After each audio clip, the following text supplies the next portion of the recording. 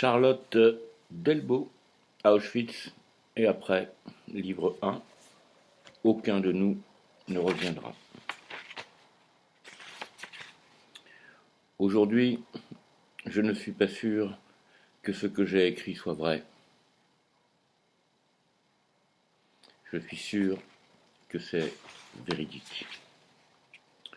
Rue de l'arrivée, rue du départ. Il y a les gens qui arrivent. Ils cherchent des yeux dans la foule de ceux qui attendent ceux qui les attendent. Ils les embrassent et ils disent qu'ils sont fatigués du voyage. Il y a les gens qui partent. Ils disent au revoir à ceux qui ne partent pas et ils embrassent les enfants. Il y a une rue pour les gens qui arrivent et une rue pour les gens qui partent. Il y a un café qui s'appelle l'arrivée et un café qui s'appelle au départ. Il y a des gens qui arrivent et il y a des gens qui partent. Mais il est une gare où ceux-là qui arrivent sont justement ceux-là qui partent. Une gare où ceux qui arrivent ne sont jamais arrivés, où ceux qui sont partis ne sont jamais revenus, c'est la plus grande gare du monde. C'est à cette gare qu'ils arrivent, qu'ils viennent de n'importe où. Ils y arrivent après des jours et après des nuits, ayant traversé des pays entiers. Ils y arrivent avec les enfants, même les petits qui ne devaient pas être du voyage. Ils ont emporté les enfants parce qu'on ne se sépare pas des enfants pour ce voyage-là. Ceux qui en avaient ont emporté de l'or parce qu'ils croyaient que l'or pouvait leur être utile. Tous ont emporté ce qu'ils avaient de plus cher parce qu'il ne faut pas laisser ce qui est cher quand on part loin. Tous ont emporté leur vie. C'était surtout sa vie qu'il fallait prendre avec soi.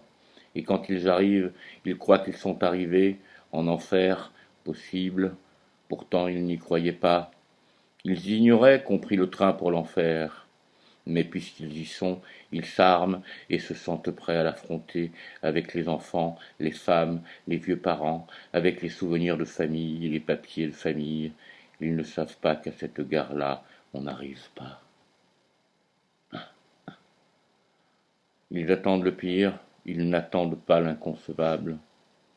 Et quand on leur crie de se ranger par 5, hommes d'un côté, femmes et enfants de l'autre, dans une langue qu'ils ne comprennent pas, ils comprennent au coup de bâton et se rangent par 5 puisqu'ils s'attendent à tout. Les mères gardent les enfants contre elles. Elles tremblaient qu'ils leur fussent enlevés, parce que les enfants ont faim et soif et sont chiffonnés de l'insomnie à travers tant de pays. Enfin on arrive, elles vont pouvoir s'occuper d'eux. Et quand on leur crie de laisser les paquets, les édredons et les souvenirs sur le quai, ils les laissent parce qu'ils doivent s'attendre à tout et ne veulent s'étonner de rien. Ils disent on verra bien, ils ont déjà tant vu et ils sont fatigués du voyage. La gare n'est pas une gare, c'est la fin d'un rail. Ils regardent et ils sont éprouvés par la désolation autour d'eux. Le matin, la brume leur cache les marais. Le soir, le réflecteur éclaire les barbelés blancs dans une netteté de photographie astrale. Ils croient que c'est là qu'on les mène et ils sont effrayés. La nuit, ils attendent le jour avec les enfants qui pèsent au bras des mères. Ils attendent et ils se demandent. Le jour, ils n'attendent pas. Les rangs se mettent en marche tout de suite. Les femmes avec les enfants d'abord, ce sont les plus las. Les hommes ensuite. Ils sont aussi là, mais ils sont soulagés qu'on fasse passer en premier leurs femmes et leurs enfants. Car on fait passer en premier les femmes et les enfants. L'hiver, ils sont saisis par le froid, surtout ceux qui viennent de Candy. La neige leur est nouvelle. L'été, le soleil les aveugle au sortir des fourgons obscurs qu'on a verrouillés au départ de France, d'Ukraine, d'Albanie, de Belgique, de Slovaquie, d'Italie, de Hongrie, du Péloponnèse, de Hollande, de Macédoine, d'Autriche, d'Herzégovine, des bords de la mer Noire et des bords de la Baltique, des bords de la Méditerranée et les bords de la Vistule. Ils voudraient savoir où ils sont. Ils ne savent pas que c'est ici le centre de l'Europe. Ils cherchent la plaque de la gare. C'est une gare qui n'a pas de nom, une gare qui pour eux n'aura jamais de nom. Il y en a qui voyagent pour la première fois de leur vie. Il y a Il y en a qui ont voyagé dans tous les pays du monde, les commerçants. Tous les paysages leur étaient familiers, mais ils ne reconnaissent pas celui-ci. Ils regardent, ils sauront dire plus tard comment c'était. Tous veulent se rappeler quelle impression ils ont eue et comment ils ont eu le sentiment qu'ils ne reviendraient pas. C'est un sentiment qu'on peut avoir eu déjà dans sa vie. Ils savent qu'il faut se méfier des sentiments. Il y a ceux qui viennent de Varsovie, avec de grands châles et des baluchons noués. Il y a ceux qui viennent de Zagreb, les femmes avec des mouchoirs sur la tête.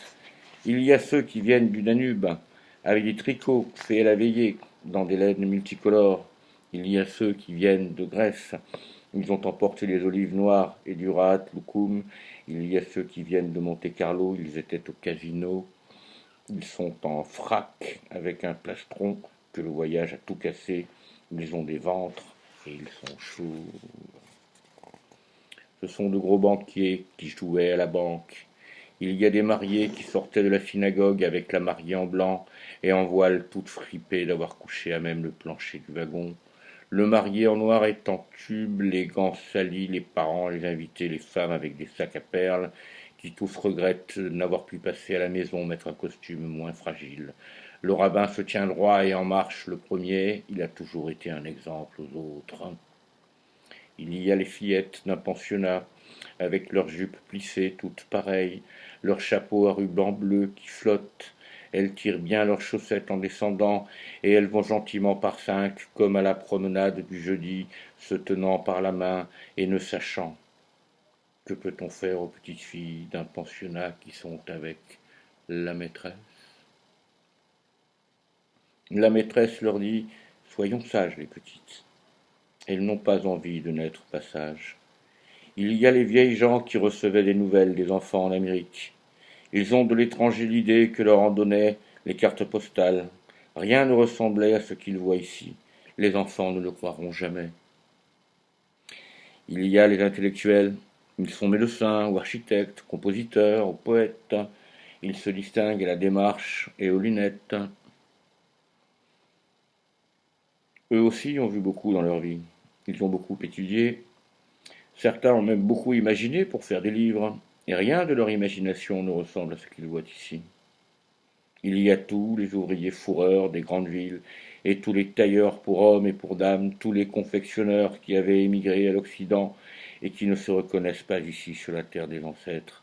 Il y a le peuple inépuisable des villes, où les hommes occupent chacun son alvéole, et ici maintenant cela fait d'interminables rangs, et on se demande comment tout cela pouvait tenir dans les alvéoles superposés des villes. Il y a une mère qui calotte son enfant, 5 ans peut-être, parce qu'il ne veut pas lui donner la main, et qu'elle veut qu'il reste tranquille à côté d'elle. On risque de se perdre, on ne doit pas se séparer dans un endroit inconnu et avec tout ce monde. Elle calotte son enfant, et nous qui savons ne le lui pardonnons pas. D'ailleurs, ce serait la même chose si elle le couvrait de baisers. Il y a ceux qui avaient voyagé 18 jours, qui étaient devenus fous et s'étaient entretués dans les wagons, et ceux qui avaient été étouffés pendant le voyage tant ils étaient serrés. Évidemment, cela ne descend pas. Il y a une petite fille qui tient sa poupée sur son cœur. On asphyxie aussi les poupées. Il y a 2 sœurs au manteau blanc qui se promenaient et qui ne sont pas rentrées pour le dîner. Les parents sont encore inquiets. Par 5, ils prennent la rue de l'arrivée. C'est la rue du départ, ils ne le savent pas. C'est la rue qu'on ne prend qu'une fois. Ils marchent bien en ordre, qu'on ne puisse rien leur reprocher. Ils arrivent à une bâtisse et ils soupirent. Enfin, ils sont arrivés.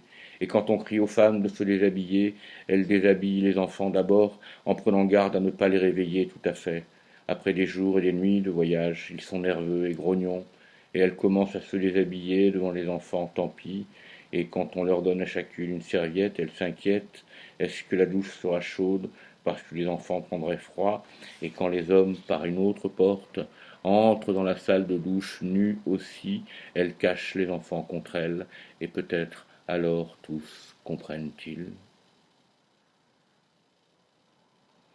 Et cela ne sert de rien qu'ils comprennent maintenant, puisqu'ils ne peuvent le dire à ceux qui attendent sur le quai, à ceux qui roulent dans les wagons éteints à travers tous les pays pour arriver ici, à ceux qui sont dans des camps et appréhendent le départ parce qu'ils redoutent le climat ou le travail et qu'ils ont peur de laisser leurs biens, à ceux qui se cachent dans les montagnes et dans les bois et qui n'ont plus la patience de se cacher, arrive que devra, ils retourneront chez eux.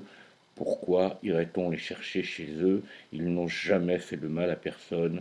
À ceux qui n'ont pas voulu se cacher parce qu'on ne peut pas tout abandonner, à ceux qui croyaient avoir mis les enfants à l'abri dans un pensionnat catholique où ces demoiselles sont si bonnes.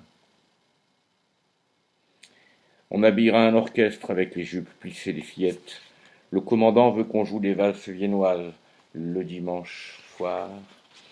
Une chef de bloc fera des rideaux pour donner à sa fenêtre un air de chambre, avec l'étoffe sacrée que le rabbin portait sur lui pour célébrer l'office, quoi qu'il lui advint en quelque lieu qu'il se trouvât. Un capot se déguisera avec l'habit, le tube du marié, son ami avec le voile, et elles joueront à la noce le soir quand les autres sont couchées mortes de fatigue. Les capots peuvent s'amuser, elles ne sont pas fatiguées le soir. On distribuera aux Allemandes malades des olives noires et du loukoum, mais elles n'aiment pas les olives du Kalamata ni les olives en général, et tout le jour et toute la nuit, tous les jours et toutes les nuits, les cheminées fument avec ce combustible de tous les pays d'Europe. Des hommes près des cheminées passent leur journée à passer les cendres pour retrouver leur fondu des dents en or.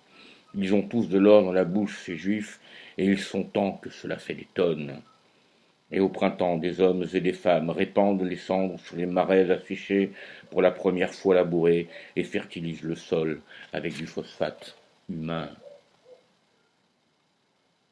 Ils ont un sac attaché sur le ventre, et ils plongent la main dans la poussière d'os humains qu'ils jettent à la volée, en peinant sur le sillon avec le vent qui leur renvoie la poussière au visage, et le soir, ils sont tout blancs, des rides marquées par la sueur qui a coulé sur la poussière.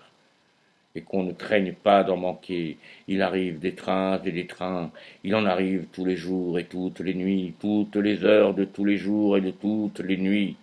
C'est la plus grande gare du monde pour les arrivées et les départs. Il n'y a que ceux qui entrent dans le camp qui sachent ensuite ce qui est arrivé aux autres et qui pleurent de les avoir quittés à la gare parce que ce jour-là l'officier commandait aux plus jeunes de former un rang à part. Il faut bien qu'il y en ait pour assécher les marais et y répandre la cendre des autres. Et ils se disent qu'il aurait mieux valu ne jamais entrer ici et ne jamais savoir.